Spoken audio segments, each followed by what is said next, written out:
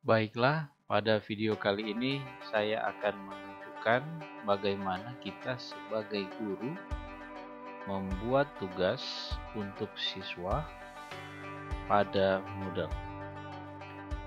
Langsung saja kita login menggunakan username dan password yang kita miliki masing-masing.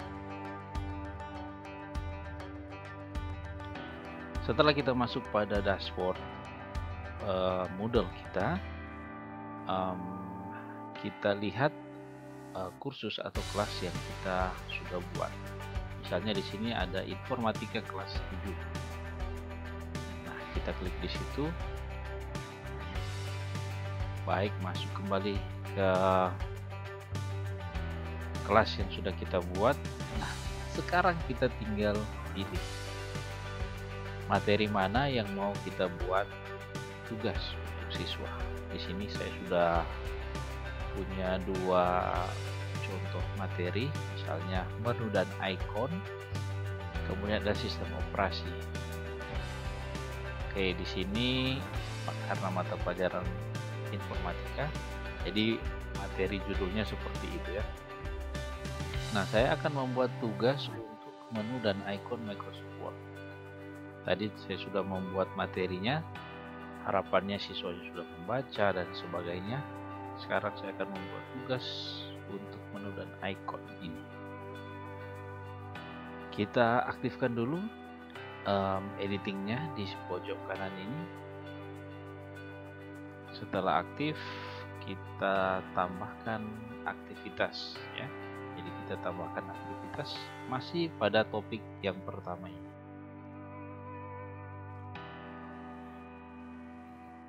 Nah, di sini ditampilkan aktivitas dan resources yang bisa kita lakukan. Nah, karena kita mau buat tugas untuk siswa, kita pilih yang assignment.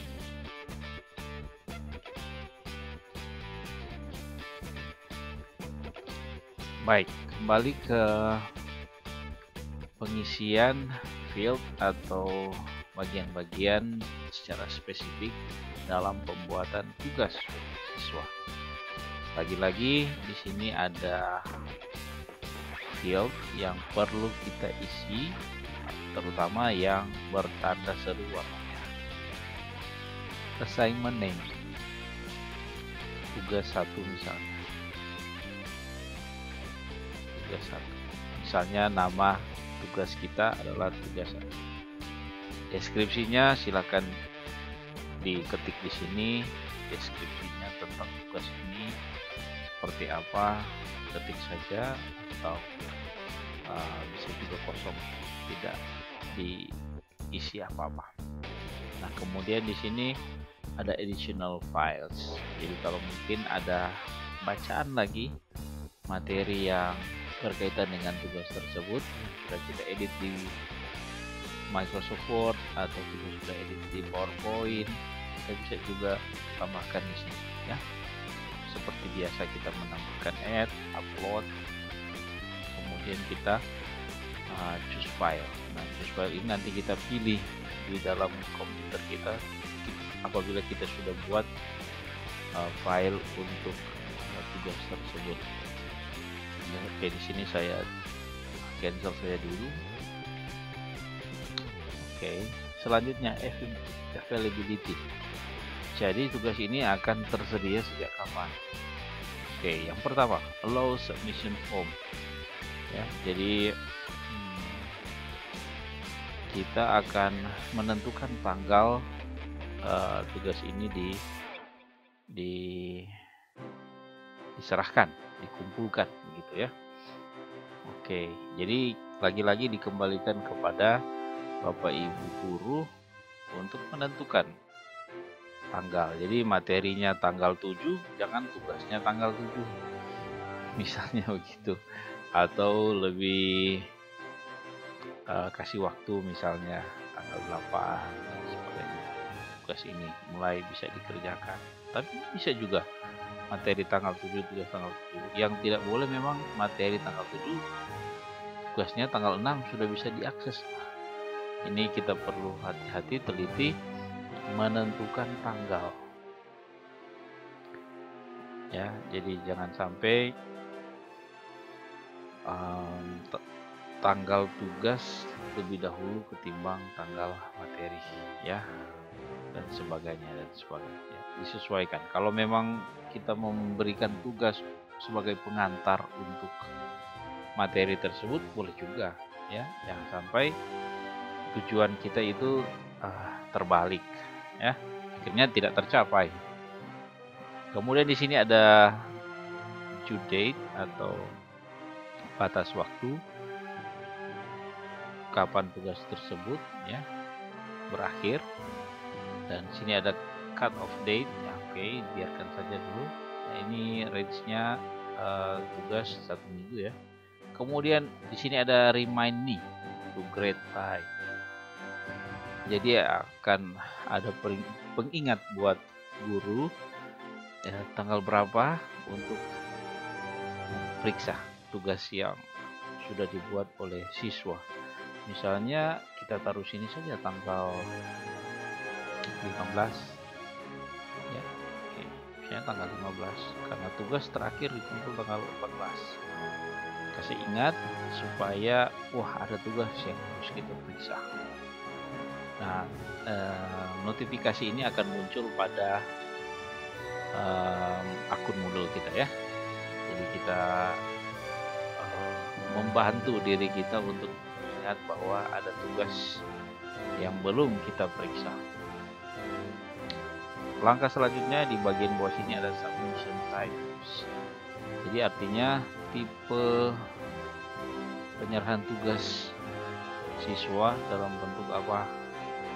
Mereka bisa mengupload file, ya, atau file submission, atau mereka mengetik di situ online text, bisa juga dua-dua, ya, online text. Jadi jawabannya mereka ketik sendiri di situ.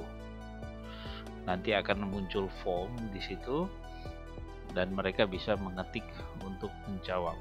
Tapi bisa juga mereka sudah punya file, misalnya image, mereka sudah tulis di buku jawabannya, tinggal mereka ambil gambar, foto, dan mereka upload, ya.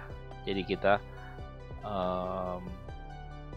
memberikan dua pilihan juga bisa, ya, online text dan file submission. Kemudian kalau online text nantinya muncul word limit atau batas huruf, batas kata, banyak jumlah kata yang ada. Jadi kita tidak usah aktifkan saja, jadi dia tidak ada limit, tidak ada batas. Oke, kemudian maximum number of uploaded file. Jadi kita ini jangan terlalu banyak supaya siswa tidak berulang-ulang kali mengirim file, ya, akan menambah memori juga. Satu kali saja cukup, satu file saja mereka, ya. Tapi kalau memang tugas yang kita berikan misalnya makalah, ya, kemudian ada juga membutuhkan file, beberapa file, ya, ditentukan di sini ada 3 file, ya, kita bisa kirim, bisa, ya, tapi saran saya saja 1 file. Kemudian maksimum submission size, ukuran file yang dikirim, ya, yang kita ambil yang paling maksimal 128 MB. Kemudian di sini accepted file types. Jadi mereka atau kita menerima jenis file apa saja, ya, kita hanya menerima jenis file apa saja. Kalau kita tidak apa-apakan berarti semua jenis file kita terima. Tapi kalau kita pilih choose, nah kita batasi jenis file apa saja yang bisa kita terima. Nah, di sini ada pilihan dokumen files. Jadi kita hanya menerima dalam bentuk dokumen. Nah, di sini ada detailnya, yaitu Word, PDF, RTF, dan sebagainya. Jadi kalau mereka mau kirim gambar, tidak akan berhasil terkirim, ya, kecuali kita centang di sini image files. Jadi mereka juga bisa mengirim dalam bentuk gambar dengan tipenya yang dirinci di sini banyak sekali ya. Oke, kalau mau spesifik seperti itu, misalnya saya informatika, saya ingin anak-anak bisa membedakan jenis file, maka saya mungkin bisa mengatur di sini untuk jenis file yang bisa masuk hanya image saja atau hanya audio file saja. Ini akan melatih anak juga untuk bisa membedakan jenis file yang mereka bisa kirim. Oke, sini saya cancel saja. Ini disilahkan bebas kepada Bapak Ibu guru. Yang penting kita tahu maksudnya, fungsinya apa ya. Kemudian ada feedback types. Oke. Feedback types artinya di sini kita bisa memberikan komentar terhadap tugas tersebut ya. Anda bisa klik pada tanda tanya di sini, ada keterangan di situ. Nah, jika kita mengaktifkannya, enable, kita centang, kita akan meninggalkan komentar. Kita bisa meninggalkan komentar pada setiap tugas yang diserahkan. Annotate PDF artinya di sini kita bisa memberikan komentar, menggambar di situ, kasih catatan, coretan, atau kasih tanda terkait jawaban atau tugas yang mereka kirim. Misalnya guru bahasa Indonesia ada kesalahan penulisan, ada bahasa yang rancu. Nah, bisa di situ kasih coretan dan sebagainya, supaya anak juga atau siswa melihat dan wah, ini sudah diperiksa dan ini masih kurang dan sebagainya. Kita centang saja itu. Kemudian sini ada offline grade worksheet, jadi kita bisa memberi nilai saat offline. Kemudian ada feedback files. Nah, ini biarkan saja seperti ini. Langsung setelah itu ada submission settings. Nah, ini submission setting artinya akan muncul menu atau button tombol yang perlu diklik oleh siswa supaya tugas itu terkirim ya. Sebaiknya kita taruh yes, supaya ada tombol submission itu tombol kirim ya. Jadi interface-nya lebih bagus kalau ada kirim. Nah, ketika siswa kirim, mereka akan menerima statement bahwa tugas itu telah terkirim ya gitu ya. Jadi tidak tiba-tiba langsung hilang, tak tahu ada keterangan apa ya. Jadi ini lebih interaktif.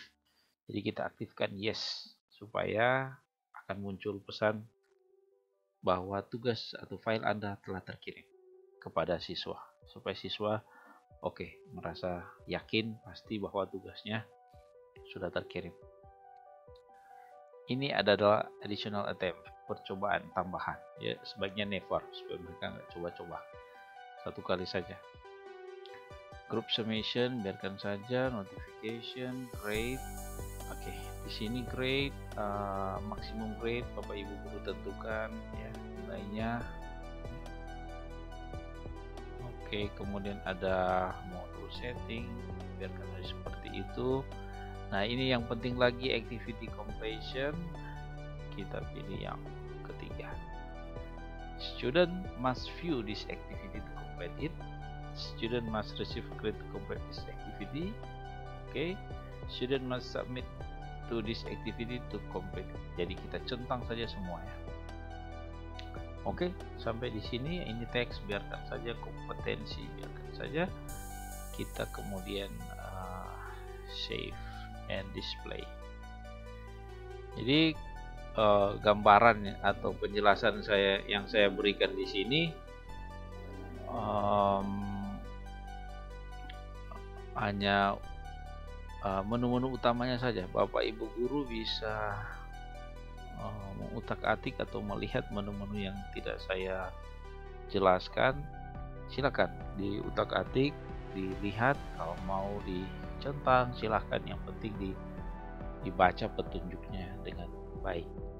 Oke, jadi ketika ini sudah saya buat, nah di sini ada keterangannya, hidden from students, tidak, jadi student bisa melihat tugas